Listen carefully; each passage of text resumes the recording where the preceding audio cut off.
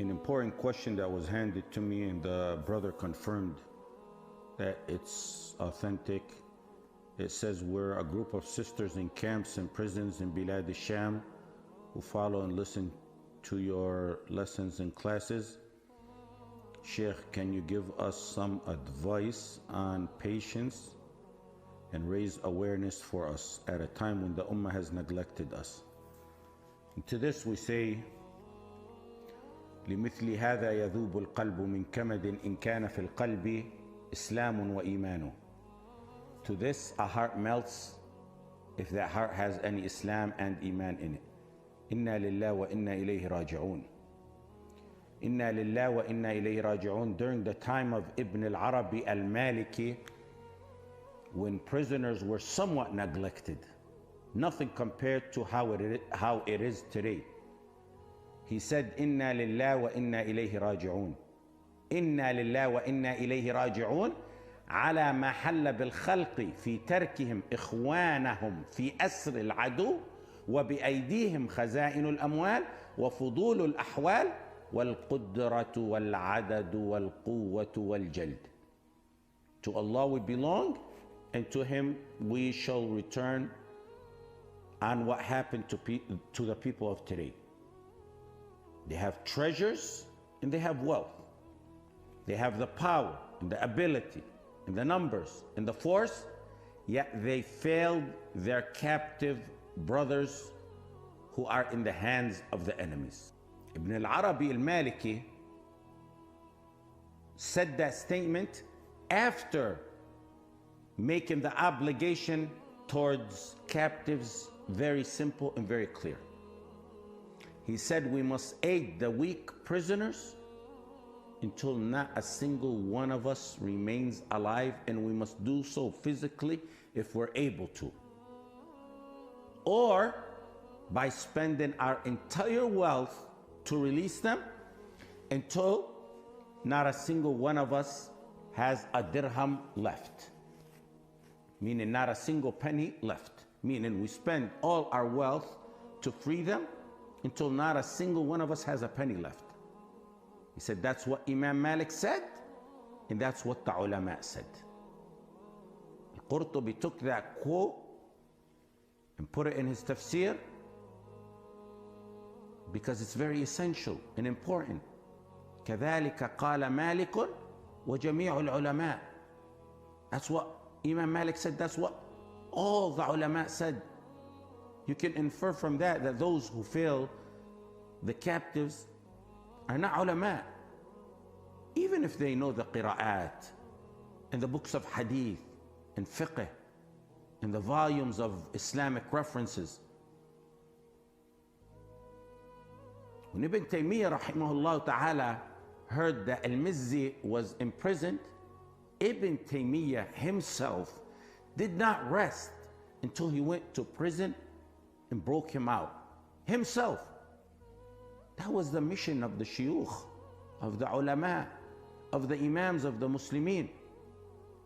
He's not a alim if he doesn't speak for the unpopular causes of the weak and unfortunate of this ummah. And what's amazing is that Ibn Taymiyyah rahimahullah ta'ala, when he himself was taken to prison, everyone let him down. Not a single person broke him out. Do you think he would have any regrets? There's no regrets.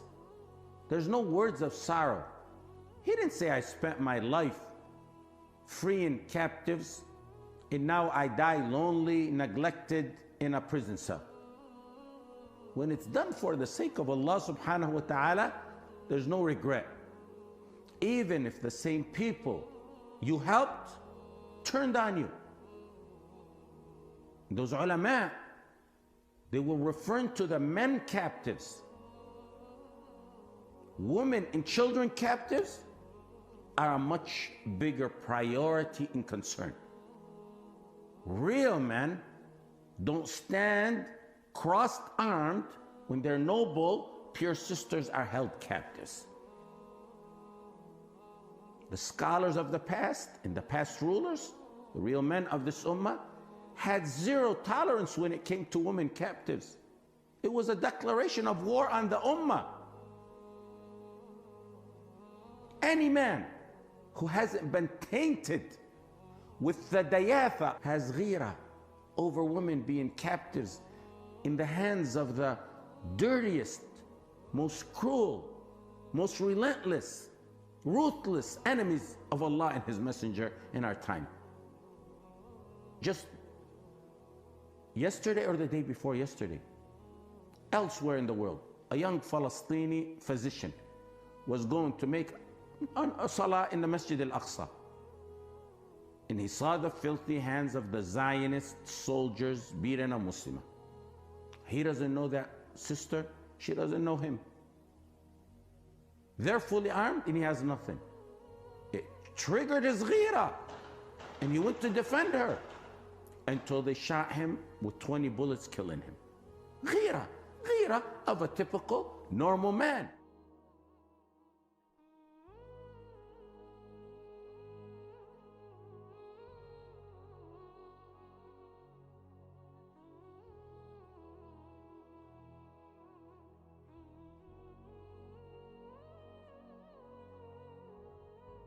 Let's assume for the sake of argument, one disagrees with the sisters.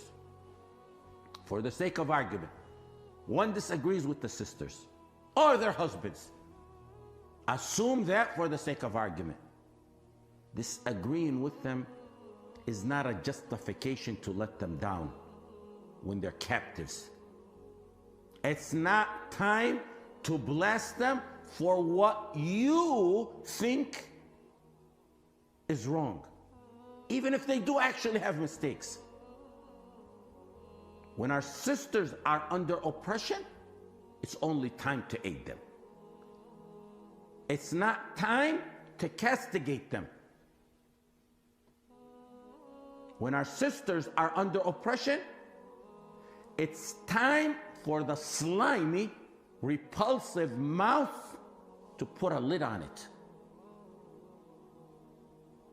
Muslims and those with an ounce of manhood don't wait for the weakness of an opponent to gloat, let alone weak, helpless, honorable, noble, pure women and children.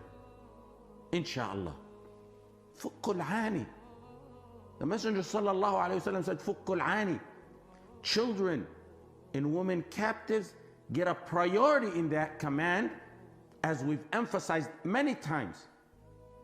And it's obvious why. They're weaker. They're our honor. They're our pride.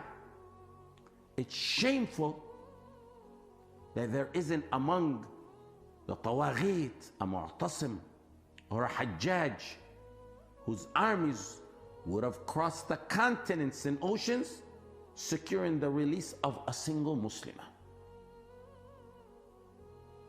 If you look at the Muslim world today, the number of official armed troops throughout the Muslim world is over 10 million troops, and probably another 10 million on reserve, some with the most advanced technology. But they're there to serve the enemies who caused this oppression, and to stand behind them, and even to hand them over the afifat.